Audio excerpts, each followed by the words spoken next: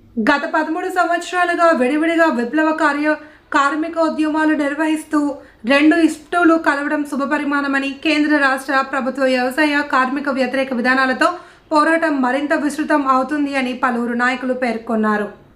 స్థానిక చందా సత్రంలో రెండు ఇష్టుల రాష్ట్ర స్థాయి విలీన సభ ఆదివారం ఘనంగా జరిగింది. దీనికి ముందు స్థానిక గోకవరం బస్టాండ్ వద్దనున్న సుబ్రహ్మణ్య మైదానం నుండి భారీ ర్యాలీగా చందా సత్రానికి చేరుకున్నారు. ఇక్కడ ఇఫ్టు పథకాన్ని ఆవిష్కరించి తరువాత విప్లవ గీతాలు ఆలపించి ఉద్యమాల్లో అమరులైన వారికి ఘనంగా నివాళులు అర్పించారు.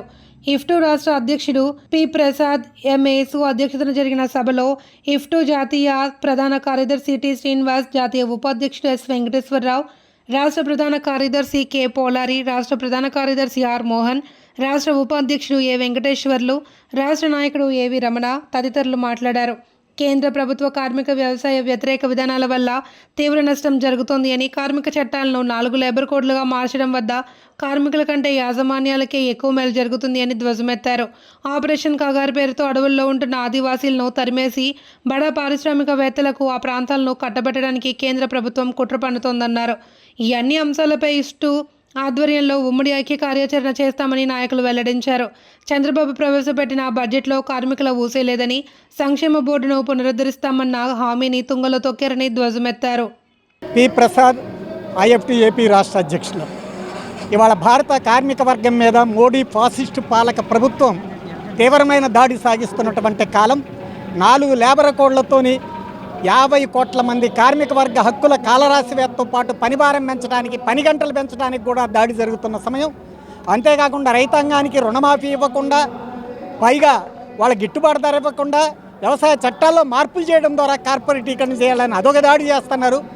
ఆదివాసులను అడవుల నుంచి తరిమేయడానికి కగార్ ఆపరేషన్ పేరిట ఒక పెద్ద యుద్ధాన్ని సాగిస్తున్నారు, ఎన్కౌంటర్లతో నెత్తుటేరులో ముంచుతూ. అంతేకాకుండా మొత్తం రాజ్యాంగాన్నే తుడిచివేయడానికి ప్రయత్నం చేస్తున్నారు. రాష్ట్రాల హక్కులు కాలరాచి వేయడానికి ఫెడరలిజం మీద దాడి చేస్తున్నారు. ప్రజాస్వామిక హక్కుల మీద ఎన్ఐఏ లాంటి వాటి ద్వారా కూడా పెద్ద ఎత్తున దాడి చేస్తున్న సమయం. ఈ సమయంలో దేశంలో అన్ని పీడిత వర్గాలు సమైక్యంగా పోరాడాల్సిన సమయం. అందులో కార్మిక వర్గం అగ్రభాగాన్ని నిలబడాల్సినటువంటి బాధ్యత ఉంది.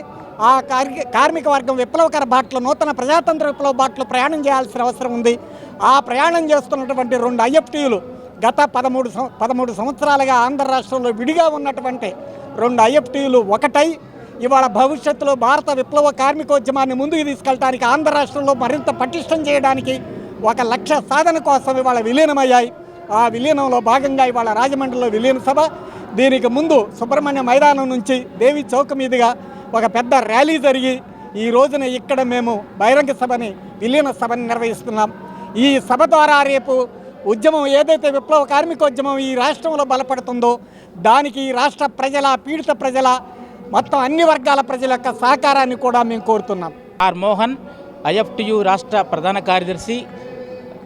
ఫాస్ట్ మోడీ ప్రభుత్వం కార్మిక వర్గం పైన, రైతాంగం పైన, గిరిజనుల పైన అత్యంత దుర్మార్గంగా దాడి చేస్తున్న కాలం ఇది. ప్రపంచవ్యాప్తంగా కార్మిక వర్గం తీవ్రమైనటువంటి ఫాసిస్టు పాలక వర్గాల దాడిని ఎదుర్కొంటుంది. అదే సందర్భంలో భారతదేశంలో కూడా హిందూ ఫాసిస్టు పాలకులు నరేంద్ర మోడీ, అమిత్ షాల దాడిని కార్మిక వర్గం తీవ్రంగా ఎదుర్కొంటుంది.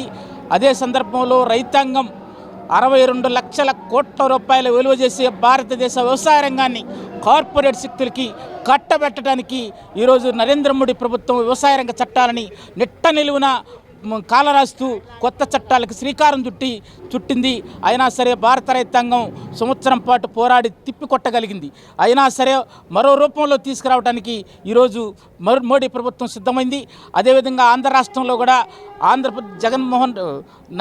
చంద్రబాబు నాయుడు ప్రభుత్వం, కూటమి ప్రభుత్వం కార్మిక వర్గం పైన తీవ్రంగా దాడి చేస్తుంది. నరేంద్ర మోడీ ప్రభుత్వం దారిలోనే నడుస్తుంది.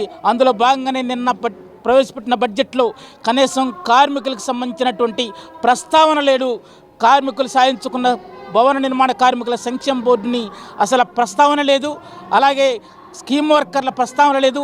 అంగన్వాడీ వర్కర్లకు సంబంధించినటువంటి గ్రాడ్యుటీ చెల్లిస్తామని చెప్పినటువంటి కనీస వాగ్దానాన్ని కూడా నిన్న బడ్జెట్లో ఎలాంటి ప్రస్తావన లేకుండా చేసింది. కార్మిక వ్యతిరేక బడ్జెట్ని నిన్న చంద్రబాబు నాయుడు ప్రభుత్వం ప్రవేశపెట్టింది.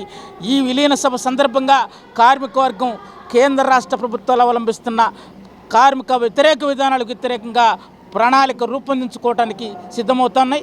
ఈ సందర్భంలోనే హాజరైన కార్మికులందరికీ విప్లవాభినందనలు తెలియజేస్తాం.